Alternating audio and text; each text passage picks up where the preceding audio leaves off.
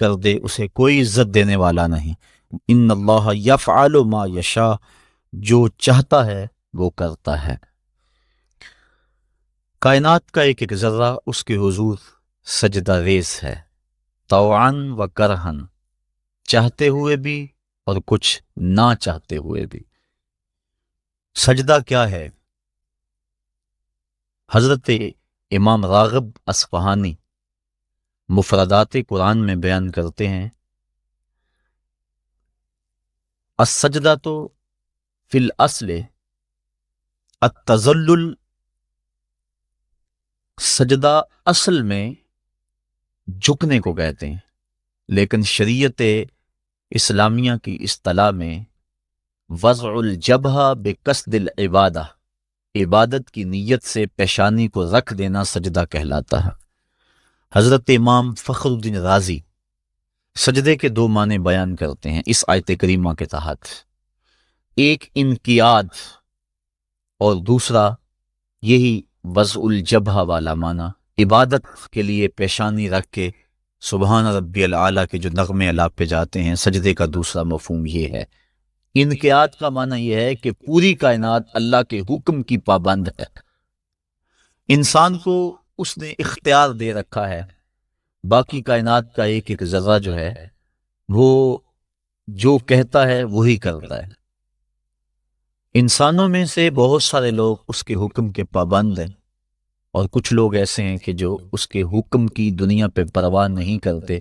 کل قیامت کے دن میں پتہ چلے گا کہ ہم نے مالک کی نافرمانی کر کے کتنی بڑی رسوائی کمائی اور کتنی بڑی ذلت میں مبتلا ہوئے۔ ارشاد فرمایا جو کچھ آسمانوں میں ہے اور جو کچھ زمین میں ہے، والشمس والقمر، اور سورج بھی اللہ کو سجدہ کرتا ہے۔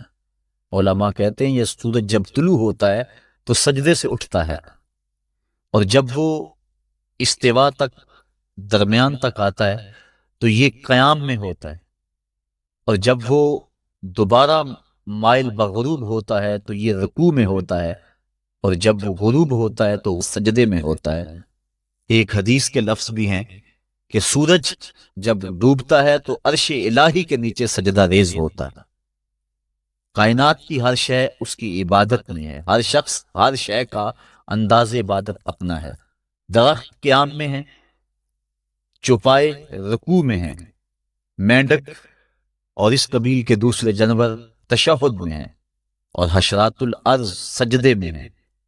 انسان کی عبادت کو ساری عبادتوں کا مجموعہ قرار دے دیا گیا، اور اس کو کہا تو چونکہ اشرف المخلوقات ہے تو ایسی عبادت کر جس میں سب کی عبادتیں شامل ہو جائیں۔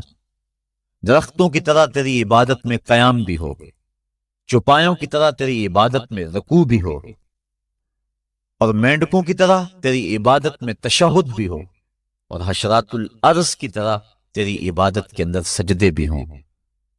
سجدہ انتہائی ذلت ہے، اس سے بڑھ کر ذلت دنیا کے اندر نہیں ہو سکتی۔ عالم رنگ و بو میں سب سے بڑی ذلت سجدے میں ہے۔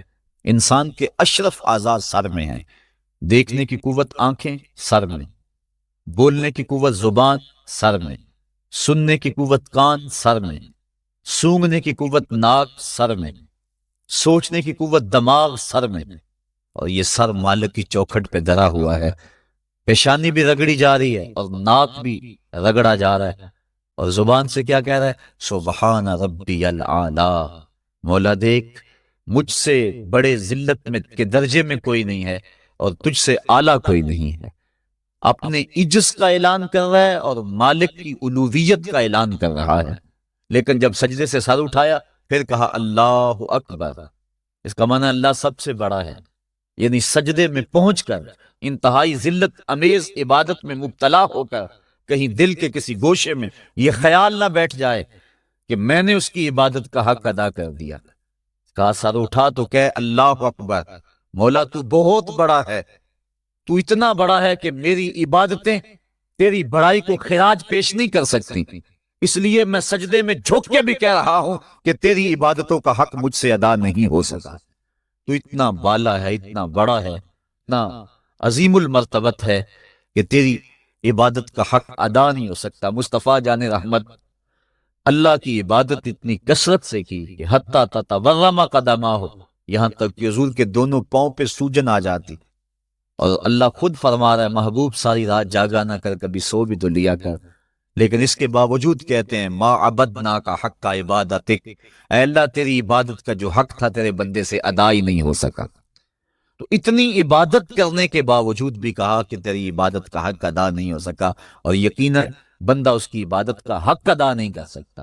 وہ جتنا بلند و بالا ہے، جتنا وہ عظیم المرتبت ہے، جتنی اس کے شانے ہیں، بندہ جتنا مرضی جھک جائے، اس کی عظمتوں اور اس کی بڑائیوں کو خراج پیش کرنے کا حق ادا نہیں ہو سکتا۔ اس لیے جھک کر جب سر اٹھایا پھر اس کی بڑائی بولی، اللہ اکبر، مالک تو سب سے بڑا ہے، تو اتنا بڑا ہے کہ میں سجدے میں جھک کر بھی تیری بڑائی کو خراج پیش نہیں کر سکا، اور تیری بڑائی کے سامنے سر جھکا کر بھی اپنی عجز کا اظہار کر کے بھی میں پھر بھی خراج نہیں دے سکا، اور بھی جھکنے کہ میرے اندر سکت ہوتی اور کوئی حالات ایسے ہوتے پھر بھی تیری بڑائی کا حق ادا نہ ہو سکتا۔ تو اتنا بڑا ہے اور اتنا بلند و بالا اور عظیم المرتبت ہے۔ حضور نبی رحمت صلی اللہ علیہ وسلم نے ارشاد فرمایا، بندے کو سب سے زیادہ قرب سجدے میں ملتا ہے، اور سجدے میں اس لیے فرمایا کثرت کے ساتھ دعا مانگا کرو۔ اور ایک روایت کے لفظ ہیں کہ جب بنی آدم، اولاد آدم، سجدے میں سر رکھ کے سبحان ربی العالی کے نغمے الاپتی ہے تو شیطان پیٹتا ہے، روتا ہے، چیختا ہے کہ مجھے سجدے کا حکم دیا گیا اور میں نے انکار کر کے اللہ کی ناراضگی مول لے لی اور جہنم کا حقدار بنا، اور اس کو سجدے کا حکم دیا اور اس نے سجدہ کر کے اللہ کی رضا حاصل کر لی اور جنت کا حقدار بن گیا۔ شیطان کو ایک سجدے کا حکم دیا گیا تھا لیکن اس نے اسے ایک سجدے سے بھی انکار کر دیا۔ فرشتوں کو ایک سجدے کا حکم دیا گیا تھا لیکن انہوں نے 2 سجدے کیے۔ یہ جو ہم بھی نماز پڑھتے ہیں، ارشاد ہے ورکعوا واسجدوا، رکوع کرو اور سجدہ کرو، تو اسی طرح کا حکم ورکعوا ہے اور اسی طرح کا حکم واسجدوا ہے۔ رکوع کرو اور سجدہ کرو، رکوع ہم ایک کرتے ہیں، سجدے 2 کرتے ہیں، یا تو پھر رکوع بھی 2 کیا کریں یا پھر سجدہ بھی 1 کیا کریں، چونکہ امر ہے امر، اور امر تکرار کا تقاضا نہیں کرتا اور نہ اس کا احتمال رکھتا ہے۔ میں آپ کو ایک بات کہوں تو ایک مرتبہ آپ اس کو تسلیم کر لیں جو امر کی تعمیر ہوگی، تو امر تکرار کا تقاضا نہیں کرتا، تو کہا گیا سجدہ کرو تو ایک سجدہ کرنا واجب تھا لیکن ہم سجدے 2 کرتے ہیں۔ تو علماء کہتے ہیں کہ جب فرشتوں نے سجدے میں پیشانی رکھی اور سبحان ربی العالی کے نغمے الاپے اور سجدے سے سر اٹھایا، دیکھا کہ ایک اکڑا کھڑا ہے، پھر دوبارہ سجدے میں سر رکھ کے سبحان ربی العالی کہنا شروع کر دیا، میرے مالک تیرا شکر تو نے ہمیں سجدے کی توفیق عطا فرما دی۔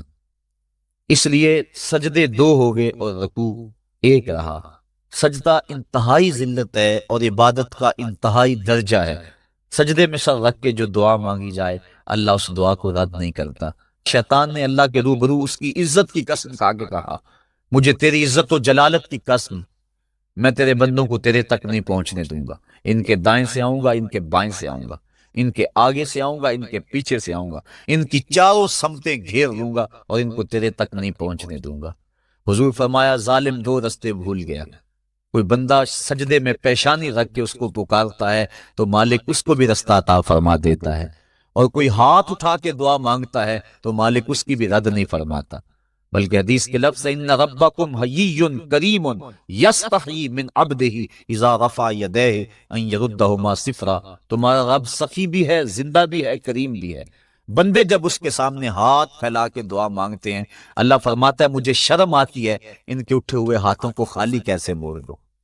تو بندے اس کے حضور جب مانگیں، مطالبہ کریں تو مالک بندوں کی دعاؤں کو قبول کرتا ہے۔ تو یہ 2 راستے کھلے ہوئے، ہاتھ اٹھا کے دعا مانگیں یا سجدے میں سر جھکا کے دعا مانگیں، تو مالک اپنے بندوں کی دعا کو قبول کرتا ہے، شرف قبولیت بخشتا ہے۔ سجدہ بندگی کا اظہار ہے، اور انسان جتنے مرضی مرتبہ کمال پہ پہنچ جائے اس کے لیے اعزاز یہ ہے کہ وہ بندہ ہو۔ حضور معراج کی قربت خاص میں جب پہنچے اور مالک نے اپنے محبوب سے پوچھا بیما اشرفک یا احمد، پیارے بتا تجھے کس چیز سے نوازا جائے، تو اس قرب خاص میں محبوب نے کیا انتخاب کیا اور کس چیز کا مطالبہ کیا؟ حضرت امام غازی نے لکھا، اور بھی علماء نے، ملا جیون تفسیرات احمدیہ میں لکھتے ہیں کہ حضور نبی رحمت صلی اللہ علیہ وسلم نے اس قرب خاص میں اللہ کی بارگاہ میں عرض کی، بنسبتی الیکا شرفنی بالعبودیہ، اے اللہ ساری زندگی سجدوں میں پیشانی رکھ کے میں کہتا رہا ہوں کہ تو میرا اللہ ہے، آج تو بھی تو کہہ دے کہ تو میرا بندہ ہے، تو مجھے بندہ کہہ کے پکار دے۔ بندگی میں جو مزہ ہے بندے کے لیے، اس سے بڑا اور کوئی اعزاز ہو ہی نہیں سکتا۔ حضرت غوث اعظم شیخ عبد القادر جیلانی رحمۃ اللہ تعالی علیہ فرماتے ہیں کہ ولایت میں سب سے کمال مرتبہ جو بندے کو نصیب ہوتا ہے وہ مقام بندگی ہے۔ بندگی وہ دولت ہے کہ جو بندے کو کائنات کی قوتوں کے سامنے سینہ سپر ہونے کی قوت دیتی۔ جب خدا کے سامنے بندہ جھک جاتا ہے تو پھر کسی اور کے آگے نہیں جھکتا۔ یہ درس ہے توحید کا، یہ سبق ہے سجدے کا۔ اللہ کو سجدہ کرنے والا کسی اور کے آگے پیشانی نہیں جھکا سکتا، اور اگر کوئی اللہ کو بھی سجدے کرتا ہے اور کسی اور کے آگے بھی پیشانی جھکاتا ہے تو اس نے سجدے کی روح کو سمجھا ہی نہیں۔ توحید کے دامن میں آباد ہونے والا کائنات کی ہر شے سے بے خوف ہو جاتا ہے۔ حضرت شیخ سعدی شیرازی فرماتے ہیں، میں روح جنگل میں کھڑا تھا، ایک آدمی شیر کے اوپر سوار ہوا، ہاتھ میں سانپ کا کوڑا پکڑا ہے، میرے پاس آ کے رک گیا، میں ڈر گیا۔ مجھے کہنے لگا سعدی ڈر گئے ہو؟ میں نے کہا بات ہی ڈرنے کی ہے۔ کہنے لگا سعدی تو خدا کا ہو جا، خدا کی خدائی تیری ہو جائے گی۔ اللہ کے حضور جھکنے والا دنیا کے سامنے کھڑا ہو جاتا ہے، اس کو یہ سجدہ کائنات کے سامنے درس قیام دیتا ہے۔ جنگل کا بادشاہ شیر ہوتا ہے، اور جو جانور کمزور بھی اس بادشاہ کے قرب میں رہتے ہیں وہ جنگل کے بڑے بڑے جانوروں کو بھی خاطر میں نہیں لاتے۔ کیوں؟ ان کے اپنی ذات میں تو اتنی قوت نہیں ہوتی، لیکن انہیں اس شے کا احساس ہوتا ہے کہ میں جس کی صحبت میں رہ رہا ہوں وہ اس جنگل کا بادشاہ ہے، اس کی قوت کا لوہا سارے مانتے ہیں، اور اس کے قرب میں رہنے والے، اس کی گود میں رہنے والے کسی اور کو خاطر میں نہیں لاتے، اور کسی کا خوف ان کے سینے میں پیدا نہیں ہوتا۔ تو جو مالک کو ماننے والے ہیں، توحید کے دامن میں پناہ لینے والے ہیں، لا خوف علیہم ولا ہم یحزنون، کائنات کی کسی شے سے نہیں ڈرتے۔ بلکہ مفسرین نے فرمایا، یہ جو قرآن مجید میں آتا نا اتقوا اللہ، اس کا معنی اللہ سے ڈر جاؤ، اتقوا کا معنی ڈر جاؤ، لیکن اس کی نسبت اگر اور ہوگی، اس کا مفعول کوئی اور ہوگا تو پھر ڈرنے کا مفہوم نہیں ہوگا۔ اتقوا اللہ قرآن میں لفظ موجود ہے، اتقوا النار اس کا معنی یہ نہیں کریں گے آگ سے ڈر جاؤ، جبکہ لفظ تو وہی ہے، اتقوا اللہ اللہ سے ڈر جاؤ، اتقوا النار اس کا معنی ہونا چاہیے آگ سے ڈر جاؤ۔ جو لوگ لفظی ترجمہ کرنے بیٹھ جاتے ہیں اور شریعت کے مزاج سے آگاہ نہیں ہوتے، وہ ترجمہ القرآن میں بڑی غلطیاں کرتے ہیں۔ اس لیے ہر کس و ناقص کا ترجمہ نہیں پڑھنا چاہیے، دیکھنا چاہیے کہ قرآن کی روح کو اور منشا کو اور شریعت کے مزاج کو کس نے سمجھا ہے۔ تو اتقوا اللہ کا معنی اللہ سے ڈر جاؤ، اتقوا النار وہی معنی ہونا چاہیے آگ سے ڈر جاؤ، لیکن علماء کہتے ہیں، مفسرین نے اس کی تصریح کی ہے، فرماتے ہیں جب اتقوا النار کہیں گے تو اس کا معنی یہ نہیں ہوگا کہ آگ سے ڈر جاؤ، اس کا معنی ہوگا آگ سے بچ جاؤ۔ اتقوا اللہ کا معنی اللہ سے ڈر جاؤ، اتقوا النار کا معنی آگ سے بچ جاؤ۔ لفظ وہی ہے لیکن مفعول کے بدلنے سے مفہوم بدل گیا، اس لیے کہ جو مومن ہے وہ اللہ کے علاوہ کسی سے نہیں ڈرتا، اس کے سینے میں کسی کا خوف نہیں پنپ سکتا۔ حقوق اولاد کے حوالے سے میں نے گفتگو کے اندر کہا تھا، جو افراد موجود ہوں گے اس جمعہ میں انہیں اچھی طرح یاد ہوگا کہ ہم بچوں کی جب تربیت کرتے ہیں تو ان کے نفسیات کا ہمیں لحاظ رکھنا ہوگا۔ بعض کا بچہ رو رہا ہوتا ہے، ماں نے اس کو چپ کرانا ہوتا ہے، کوئی ضروری کام ہوتا ہے، بچہ چپ نہیں کرتا تو ماں اس کو چپ کرانے کے لیے بڑے جتن کرتی ہے۔ تو بعض کا ایسا ہوتا ہے کہ بچے کو چپ کرانے کے لیے ماں جلدی سے اس کو اپنی چھاتی سے چمٹا لیتی ہے اور کہتی ہے بچہ چپ کرو بلی آ گئی۔ میں کہا کرتا ہوں کہ یہ بچے کی نفسیات پہ بہت بڑا حملہ ہے اور بچے کو بزدل بنایا گیا ہے۔ جو بچپن میں جس بچے کو بلی سے ڈرایا گیا، بڑا ہو کر وہ شیر کا مقابلہ نہیں کر سکتا۔ تو بچے کے نفسیات کے اندر یہ شے بچپن میں ہی ڈالی جائے کہ اللہ کے علاوہ کسی کا خوف اس کے سینے میں پنپنے ہی نہ پائے۔ یہ ہے تربیت جو ہم اپنی اولاد کی کریں، اور ایک یہ تربیت ہے جو اہل ایمان کی محمد عربی نے کی تھی۔ 313 ہو کے جبر کی قوتوں کے خلاف کھڑے ہو گئے۔ جب عمیر نے جا کے رپورٹ دی نا ابو جہل کو کہ وہ تو 3 اونٹ کھا سکیں گے، اور 300 سے کچھ کم اور کچھ زیادہ ان کی تعداد ہے، اس سے زیادہ نہیں ہے۔ میں خوب وادیاں دیکھ آیا ہوں، میں خوب ٹیلے دیکھ آیا ہوں۔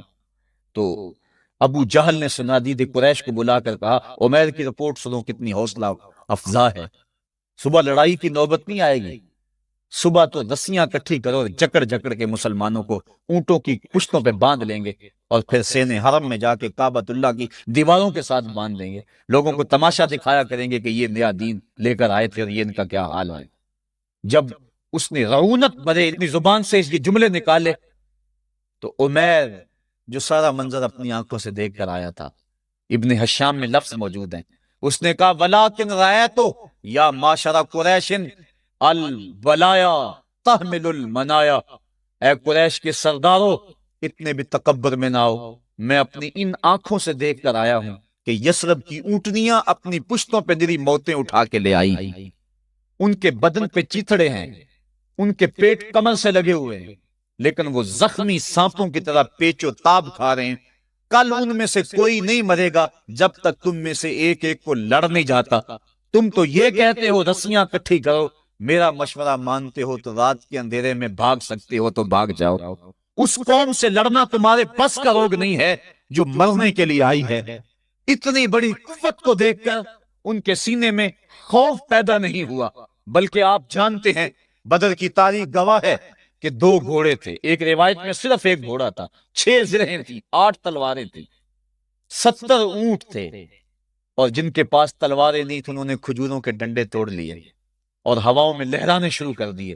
جب یہ ملکوتی قافلہ مدینے سے باہر نکل رہا تھا، دکانوں پہ یہودی عیسائی بیٹھے تھے، انہوں نے کہا مسلمانوں کس بل بوتے پہ جا رہے ہو، کس برتے پہ جا رہے ہو، کون سا آسرا ہے تمہارا، آلات حرب و ضرب تو تمہارے پاس موجود نہیں، اتنی بڑی قوت سے ٹکرانے جا رہے ہو جو کیل کانٹے سے اور اسلحے سے آلات حرب و ضرب سے لیس ہو کے آئی ہے، تم مقابلہ کیسے کر پاؤ گے، کس بل بوتے پہ جا رہے ہو؟ حضور کملی اوڑے ساتھ ساتھ چل رہے تھے، صحابہ نے اشارہ کر کے کہا نہ تیغو تیر پر تکیا، نہ خنجر پر نہ بالے پر، بھروسہ ہے تو اس سادی سی کالی کملی والے پر۔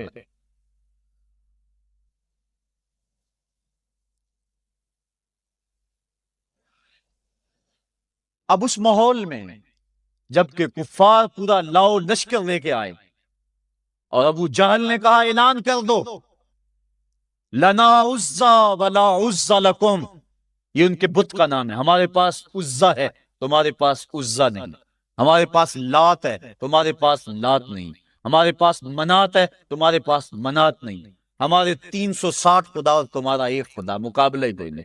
اس نے کہا کھڑے ہو کے اونچی جگہ پہ کہا اپنے نقیب کو اعلان کرو لنا عزا ولا عزا لکم، حضور کے کانوں میں آواز پڑی، فرمایا علی تم بھی اونچے ٹیلے پہ کھڑے ہو جاؤ اور تم ان کو جواب میں کہو اللہ مولانا ولا مولا لکم، اللہ ہمارا مولا ہے تمہارا مولا کوئی نہیں ہے۔ اور پھر حضور نے سجدے میں سر رکھ دیا، سجدہ اتنی بڑی قوت ہے، ہزاروں ایٹم بمبوں کے اندر وہ قوت نہیں ہے جو سجدے کے اندر طاقت رکھ دی۔ آج دنیا سے ہم ڈر رہے ہیں اس لیے کہ ہمارے سجدے چھن گئے ہیں، ہمارے سجدوں کی آبرو چھن گئی ہے، ہمارے سجدوں میں وہ حرارت اور گرمی نہیں رہی، وہ رقت اور وہ نرمی نہیں رہی۔ بدر کا میدان ہے، 1000 کا لشکر جرار مقابلے میں ہے، اور وہ پورے لاؤ لشکر کے ساتھ ناز و تفاخر کے اندر مسلمانوں کو ملیا میٹ کر دینے کے جذبوں سے دانت پیس رہے ہیں کہ آج مسلمانوں کو کچا چبا دیں گے۔ مسلمانوں کے ساتھ پاس صرف 8 تلواریں اور ان کے بطن میں کھانے کے لیے کچھ نہیں، جس کھجور کو چوس کے روزہ رکھتے ہیں اسی کھجور کو چوس کے روزہ افطار کرتے ہیں۔ یہ حالت مسلمانوں کی، بدن پہ چیتھڑے لگے ہوئے کپڑے ہیں، عجیب حالت ہے۔ پھر کون سا آسرا تھا جو مسلمانوں کے کام آیا؟ مصطفیٰ کریم نے مسجد عریش میں سجدے میں پیشانی جھکا دی۔ حضرت ابو بکر صدیق رضی اللہ تعالیٰ عنہ فرماتے ہیں میں حضور کے ساتھ تھا، ساری رات مصطفیٰ روتے رہے، آنکھوں میں آنسو ہیں، حضور کی چادر سر انور سے سلٹ کے حضور کے کندھوں پہ آ جاتی، پھر کندھوں سے پشت پہ آ جاتی، میں اٹھا کے حضور علیہ السلام کے سر پہ رکھتا اور کہتا حضور بس کرو۔ حضور بار بار روتے اور اللہ کی بارگاہ میں سجدے میں سر ڈال کر التجائیں کرتے۔ لفظ کیا تھے محبوب کی زبان پہ، آج تک ایسی ناز والی دعا کسی نے نہیں کی ہے جی جیسی دعا مصطفیٰ جان رحمت نے کی تھی۔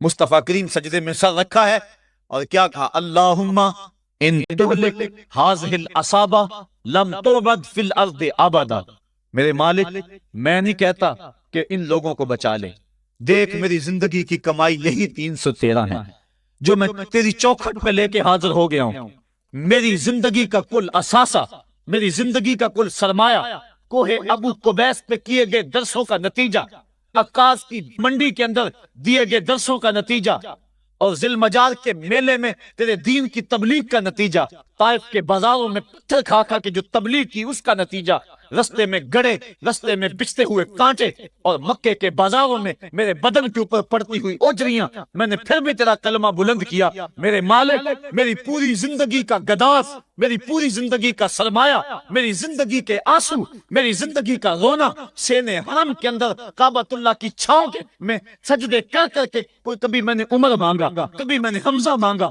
تیرے دین کے لیے میں نے جو ایک ایک کر کے تنکا جوڑا اور یہ ایک چھوٹا سا گھونسلہ بنایا، یہ گھونسلہ اب بجلیوں کی زد میں ہے، کفار کی بجلیاں اس گھونسلے کو جلا دینا چاہتی ہیں۔ میرے مالک میں یہ نہیں کہتا کہ میرا یہ گھونسلہ اور میری یہ مٹھی بھر جماعت اور یہ چند میرے لوگ اور یہ میرا سرمایہ اور اثاثہ، میری پوری زندگی کی کمائی، میری جوانی کا سرمایہ جو میں نے تیرے سامنے لا کے رکھ دیا ہے، میں یہ نہیں کہتا ان کو بچا لے، لیکن میرے مالک اگر یہ نہ رہے تو قیامت تک پھر تجھے بھی خدا کوئی نہیں کہے گا۔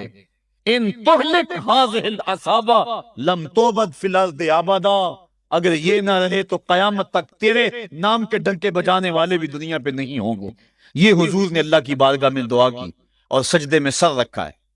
حضور علیہ السلام کی آنکھوں میں اشک جاری ہیں، سجدے سے قوت حاصل کی جا رہی ہے، دشمن کے مقابلے میں مصطفیٰ کریم سجدے میں سر رکھ کے اللہ سے آرزو کر رہے ہیں۔ حضرت سیدنا صدیق اکبر فرماتے ہیں اچانک حضور نے سر اٹھایا، میں خوش ہو گیا کہ حضور کے چہرے پہ مسکراہٹ تھی۔ حضور مسکراتے ہوئے فرمایا ابشر یا ابا بکر ھذا جبریل آخذ بعنان فرسہ، ابو بکر بشارت ہو، وہ جبریل اللہ کی مدد لے کر آ گئے ہیں۔ تو یہ سجدے تھے جن سجدوں نے ظالم اور جابر قوتوں کا منہ توڑ کے رکھ دیا۔ حضرت علی المرتضیٰ روایت کرتے ہیں رضی اللہ تعالیٰ عنہ، فرماتے ہیں میں نے ہاتھ میں تلوار تھامی اور میدان میں کود پڑا، میں نے کئی کافروں کو واصل جہنم کیا، پھر پلٹ کے دیکھا کہ میں حضور کی زیارت کر لوں، لیکن مجھے حضور نظر نہ آئے۔ میں نے ڈھونڈا تو ایک سمت حضور نے پیشانی سجدے میں رکھی ہوئی تھی اور زبان پہ لفظ تھے یا حیو یا قیوم، یا حیو یا قیوم۔ حضور یہ پڑھتے جا رہے تھے، یا حیو یا قیوم کا وظیفہ پڑھتے جا رہے تھے اور سجدے میں پیشانی تھی حضور کی۔ میں پھر دوبارہ آیا اس سجدے سے جوش لے کر، اس سجدے سے گرمی اور حرارت لے کر، اور پھر دشمن کی صفوں میں کود گیا۔ میں نے ایک کافر کو واصل جہنم کیا، پھر زیارت کے لیے واپس آیا، دیکھا تو پھر سجدے میں حضور نے سر رکھا ہوا ہے اور یہی کہہ رہے ہیں یا حیو یا قیوم، یا حیو یا قیوم، یا حیو یا قیوم برحمتک استغیث۔ یہ جملے حضور کی زبان پہ ہیں اور سجدے میں حضور کی پیشانی۔ میں پھر گیا، پھر آیا، کئی بار ایسا ہوا میں کافر کو قتل کرتا، پھر آتا حضور کو سجدے میں دیکھتا۔ فرمایا پھر حضور نے تلوار تھامی اور مصطفیٰ کریم میدان جنگ میں کود پڑے۔ لوگ بڑھ چڑھ کے دشمنوں پہ حملہ کرتے تھے، لیکن جو سب سے آگے کافروں کی صفوں میں کود کے حملہ کر رہا تھا وہ آمنہ کا لال محمد مصطفیٰ صلی اللہ علیہ وسلم۔ تو سجدے سے وہ قوت ملتی ہے، سجدے سے وہ نور و روشنی ملتی ہے کہ پورے زمانے میں اجالا کیا جا سکتا ہے۔ آج 56-57 اسلامی ملک دنیا کے سامنے رسوا ہو رہے ہیں اور دنیا کے سامنے سجدہ ریز ہیں، اس لیے کہ وہ ایک خدا کے سامنے سجدہ کرنا بھول گئے ہیں۔ ایک سجدہ جسے تو گراں سمجھتا ہے 1000 سجدے سے آدمی کو دیتا ہے نجات۔ آؤ اس کے حضور جھکو، اس کے حضور جھکنے والا کسی کے آگے نہیں جھکتا۔ سجدہ اس کو قوت دیتا ہے، تو راز کن فکاں ہے، اپنی آنکھوں پر عیاں ہو جا، خودی کا راز نہ ہو جا، خدا کا ترجمہ ہو جا، خودی میں ڈوب جا غافل، یہ سر زندگانی ہے، نکل کر حلقہ شام و سحر سے جا ودا ہو جا، گزر جا بن کے سیلے تندرو کوہ بیاباں سے، گلستان راہ میں آئے تو جوئے نغمہ خواں ہو جا۔ مالک کے حضور جب بندہ عزت سے سر جھکا دیتا ہے، اللہ کی رحمتیں بندے پہ نازل ہوتی ہے۔ ایک روایت میں آتا ہے جب بندہ نماز کے لیے کھڑا ہوتا ہے، ابھی اس نے سجدے میں جانا ہوتا ہے، ابھی وہ قیام ہی کرتا ہے، اللہ فرماتا ہے میرے بندے کے گناہ جو ہیں اس کے بدن سے نکال کے ایک سمت کر دو، تاکہ میرا بندہ اس حالت کے اندر میرے حضور حاضر ہو کہ وہ گناہوں سے پاک اور صاف ہو۔ حضرت نبی رحمت صلی اللہ علیہ وآلہ وسلم فرماتے ہیں کہ پھر اس کے سارے گناہ اس کے بدن سے اتار کے ایک سمت رکھ دیے جاتے ہیں، اور بندہ مصلی پہ سبحان ربی العالی کے نغمے الاپتا ہے، رکوع کرتا ہے، سجدے کرتا ہے۔ جب سلام پھیر کے نماز ختم کر کے دعا کر کے جانے لگتا ہے تو فرشتے عرض کرتے ہیں مالک یہ جو گناہ اتار کے ایک سائڈ پہ رکھے تھے یہ دوبارہ اس کو دے دیں۔ اللہ فرماتا ہے جس کی جھولی سے گناہ نکال لیے تھے دوبارہ اس کی جھولی میں نہیں ڈالیں۔ اللہ اکبر۔ اور ایک روایت کے لفظ ہیں کہ جب بندہ نماز کے لیے کھڑا ہوتا ہے اس کے کندھوں کے اوپر سارے گناہ آ جاتے ہیں اور اس کے سر پہ اوپر گناہ آ جاتے ہیں۔ جب رکوع میں جاتا ہے تو کندھوں والے گناہ گر جاتے ہیں، اور جب بندہ سجدے میں سر رکھتا ہے تو اللہ تعالیٰ اس کے سارے گناہوں کو ختم کر دیتا ہے اور وہ بالکل پاک ہو جاتا ہے۔ حضرت سلیمان فارسی ایک دن ایک درخت کے نیچے کھڑے تھے، آپ نے درخت کی شاخ کو پکڑ کے جنبش دی، حرکت دی، موسم خزاں تھا، درخت کی شاخ کے سارے زرد پتے گر گئے۔ ایک صحابی پاس کھڑے تھے، انہیں پوچھنے لگے عثمان تو نے مجھے پوچھا نہیں کہ میں نے درخت کی شاخ کو یوں ہلایا کیوں ہے؟ انہوں نے کہا اچھا پھر آپ بتا دیں کہ آپ نے درخت کی شاخ کو یوں کیوں ہلایا ہے؟ کہا سنو پھر، ایک دن میں اور چند صحابہ حضور کے ساتھ جا رہے تھے، رستے میں ایک درخت آیا، اس کے نیچے حضور کھڑے ہوئے، حضور نے اس طرح درخت کی شاخ کو پکڑ کے ہلایا، یوں پتے جھڑ گئے، ہم اس منظر کو دیکھتے رہے۔ حضور علیہ السلام نے فرمایا سلمان فارسی تو نے مجھے پوچھا نہیں کہ میں نے اس درخت کی شاخ کو یوں کیوں ہلایا ہے؟ تو میں نے عرض کی حضور آپ بتا دیں کہ آپ نے کیوں ہلایا ہے؟ فرمایا سلمان جس طرح اس درخت کی شاخ کو ہلایا گیا اور سارے پتے جھڑ گئے، جب کوئی بندہ سجدے میں سر رکھتا ہے نماز پڑھتا ہے اس کے سارے گناہ دھل جاتے ہیں اور وہ پاک اور صاف ہو جاتا ہے۔ ایک دن فرمایا صحابہ اگر کوئی بندہ اس کے گھر کے سامنے سے نہر گزرتی ہو اور وہ دن میں 5 مرتبہ اس نہر کے اندر غسل کرے تو بتاؤ اس کے بدن کے اوپر کوئی میل کچیل رہ جائے گا؟ عرض کی نہیں۔ فرمایا اس طرح جو 5 نمازیں پڑھتا ہے اس کے بدن کے اوپر گناہوں کا میل نہیں رہتا۔ فرمایا الصلاۃ معراج المومنین، نماز مومنوں کا معراج ہے۔ عماد الدین الصلاۃ، نماز دین کا ستون ہے۔ حبب الی من دنیاکم ثلاث، الطیب والنساء وجعلت قرۃ عینی فی الصلاۃ، مجھے تمہاری دنیا سے صرف 3 چیزیں پسند ہیں، خوشبو، منکوحہ بیویاں، اور میری آنکھوں کی ٹھنڈک نماز میں رکھی ہے۔ اور حضور نے یہ بھی ارشاد فرمایا من ترک الصلاۃ متعمدا فقد کفر، جس نے جان بوجھ کے نماز چھوڑی گویا اس نے کفر ہی تو کیا، یعنی کافروں والا کام کیا۔ حضرت امام فخر الدین رازی نے تفسیر کبیر میں لکھا حافظوا علی الصلوات والصلاۃ الوسطی، اس آیت کریمہ کے تحت ایک عورت مدینے کی گلیوں میں چیخ رہی ہے اور کہنے لگی مجھے حضور کے در کا پتہ بتاؤ۔ حضور کی چوکھٹ کا پتہ بتلایا گیا، وہ حاضر ہوئی، آقا کریم صلی اللہ علیہ وسلم کی خدمت میں عرض کی حضور میرا خامد سفر پہ گیا ہوا تھا اور میں نے اس کی عدم موجودگی کے اندر زنا کر لیا، حمل ٹھہر گیا، اور جو بچہ پیدا ہوا میں نے مارے شرم کے اس بچے کو سرکے کے مرتبان میں ڈال دیا، اور پھر اسی سرکے سے میں لوگوں کو فروخت کرتی رہی ہوں۔ اب جب کہ میرا ضمیر جاگا ہے میں آپ کی خدمت میں حاضر ہوئی، مجھے بتایا جائے کہ میرے گناہ کا بھی کوئی کفارہ ہے۔ حضور نے ارشاد فرمایا جو تو نے زنا کیا ہے اس کی سزا رجم ہے کیونکہ تو شادی شدہ ہے، اور جو تو نے بچے کو قتل کیا ہے قتل کی سزا قتل ہے، اور جو تو نے سرکہ بیچا ہے فقد ارتکبت کبیرہ، تو نے کبیرہ گناہ کیا ہے، اس کی سزا تو قیامت کے دن پائے گی۔ اس کے بعد حضور فرمایا ان تینوں گناہوں کی یہ سزا ہے، لیکن جس طرح تو گھبرائی ہوئی آئی تھی میں تو یہ سمجھا تھا شاید تیری نماز اثر قضا ہو گئی ہے۔ اب آپ اندازہ کریں کہ نماز کی اہمیت کیا ہے اور ہم اس باب میں کتنی سستی کرتے ہیں۔ کسی سے پوچھا جائے نا آؤ نماز پڑھنے چلے، وہ کہتے ہیں بس یار میرے کپڑے پلید ہیں، کپڑے میرے پاک نہیں ہیں۔ تیرے کپڑے کیسے پاک رہ سکتے ہیں؟ تو اللہ کے حضور جھکنا نہیں جانتا، تیرے کپڑے بھی پلید ہیں، تیرا دل بھی پلید ہے، تو اس کے حضور جھک کے تو دیکھ، تن بھی ستھرا کر دے گا، تیری روح کو بھی پاکی دے دے گا، تیرے قلب کو بھی طہارت بخش دے گا۔ تو اس کے حضور آ جھک، اس کے حضور سجدوں سے اللہ کے حضور خراج پیش کر اپنی محبتوں کا۔ جب بندہ سجدے میں سر رکھتا ہے اللہ فرشتوں میں فخر کرتا ہے میرے بندے کو دیکھو نا بالآخر میرے حضور ہی جھکا ہے نا، کتنے گناہ کیے اس نے، کتنے جرم کیے اس نے، لیکن بالآخر میرے حضور آیا اور اپنے گناہوں کی معافی مانگتا ہے، فرشتوں گواہ ہو جاؤ میں نے اپنے اس بندے کی مغفرت فرما دی۔ تو اللہ کے حضور نماز پڑھنے والا، بلکہ ایک روایت مسند امام احمد بن حنبل میں موجود ہے، حضور فرمایا جب بندہ نماز کے ارادے کے لیے اٹھتا ہے اور وضو کرنے کے لیے جب پانی کا پہلا قطرہ چلو پہ لیتا ہے، جو ہی اس کے بدن سے وضو کا پانی چھوتا ہے اللہ اس کے گناہوں کو معاف فرما دیتا ہے۔ جس نماز کے قصد کے لیے اٹھیں اور وضو کریں اور پانی چھوتے ہی گناہ معاف ہو جائیں، اگر اس نماز کا اعلیٰ درجہ سجدہ کر لیا جائے تو پھر مالک کی کتنی رحمتیں نازل ہوں گی۔ یہ کتنی بڑی دولت ہے، یہ کتنا بڑا سرمایہ ہے جس سے ہم لوگ محروم رہ جاتے ہیں۔ آؤ اللہ کی رحمتیں سجدے میں ڈھونڈے، سجدے میں پیشانی رکھ کے جب ہم اس کی رحمت کو مانگیں تو وہ مالک ہمارے اوپر رحمتیں نازل کرے گا۔ آج پوری دنیا کے اوپر مسلمانوں کے ساتھ جو حالات ہیں وہ کسی سے مخفی نہیں۔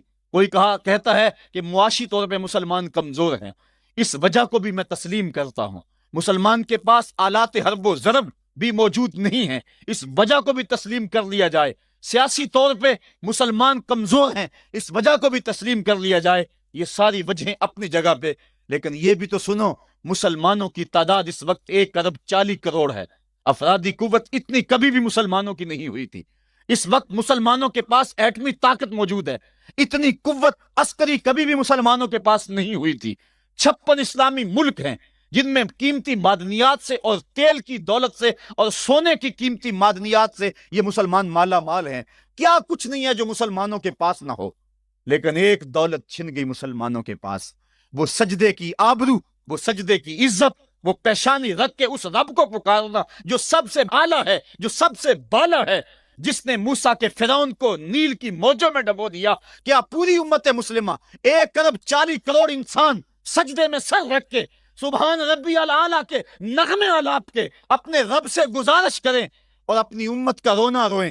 کشمیر میں لٹتی ہوئی جوانیاں اور قدس کے اندر بہتا ہوا خون، شبرغان سے لے کر کابل و قندھار تک اور موصل سے لے کر تکریت تک مسلمان کے اوپر جو ظلم و تشدد ہو رہے ہیں، اپنے رب کے حضور اس کا دکھڑا سنائیں اور اپنے مالک کو کہیں میرے مالک ہم لٹ گئے، ہم کٹ گئے، ہم پٹ گئے، اسلحے بھی موجود، افرادی قوت بھی موجود، سیاسی طاقتیں بھی موجود، لیکن اس کے باوجود مسلمان دبتا چلا جا رہا ہے۔ اسی کشتی کو ہے خوف تلاطم صدحیف منہ موڑ دیے تھے جس نے بڑھتے ہوئے طوفانوں کے، جو 300 ہو کر جرت اور وہ طاقت اور وہ عظیمت کی داستانیں رقم کرتے ہیں کہ مالک تو بھی اس دن کو یوم فرقان کہہ کے پکارتا ہے۔ آج وہ امت بیچ منج دار کے اس امت کی کشتی ہچکولے کھا رہی ہے۔ ہماری فریاد، ہمارا استغاثہ تیرے سے ہے میرے مالک، ہمارا کھویا ہوا وقار بحال کر دے اور اس امت کو اس مرتبہ کمال تک پہنچا دے جس مرتبہ کمال تک یہ امت پہلے پہنچی تھی، اور ان کا کھویا ہوا وقار بحال کر دیا جائے۔ آج بھی ہم اگر سجدوں سے اپنے رب کو منا لیں اور وہ روٹھا ہوا رب آج بھی ہماری مدد کے لیے آ جائے تو پھر کوئی قوت، کوئی طاقت ہمیں نہیں لتاڑ سکتی۔ آئیے ہم سجدے سے اپنے مالک، اپنے خالق اور اپنے رازق کے حضور اپنی محبتوں اور اپنی الفتوں کا خراج پیش کریں۔ نماز ایک ایسی عبادت ہے جس کا حکم قرآن میں 750 مرتبہ کے قریب دیا گیا۔ اور ایک آخری بات عرض کر کے اپنے موضوع کو سمیٹنا چاہوں گا۔ میرے اور آپ کے آقا مولا حضور نبی رحمت صلی اللہ علیہ وسلم پر جب وقت آخر آیا تو آخری وصیتیں جو حضور نے اپنی زندگی میں کی وہ کیا تھیں؟ 2 وصیتیں تھی حضور کی آخری، جب حضور ایام مرض میں تھے، اور آخری وصیتیں اس کے بعد حضور نے کوئی کلام نہیں کیا، وہ یہی تھا الصلاۃ الصلاۃ الصلاۃ الصلاۃ۔ لوگوں میں تمہیں نماز کی تاکید کرتا ہوں، میں نماز کی تاکید کرتا ہوں۔ اور دوسرا فرمایا جو تمہاری ملک میں تمہارے غلام اور تمہاری لونڈیاں ہیں ان کے ساتھ حسن سلوک کی تاکید کرتا ہوں۔ یہ آخری 2 باتیں تھی جو حضور نے ارشاد کی۔ حقوق اللہ کے حوالے سے نماز اور حقوق العباد کے حوالے سے حضور نے کمزوروں کے حق ان تک پہنچانے کی تاکید امت کو دی، اور اس کے بعد پھر حضور انتقال کر گئے۔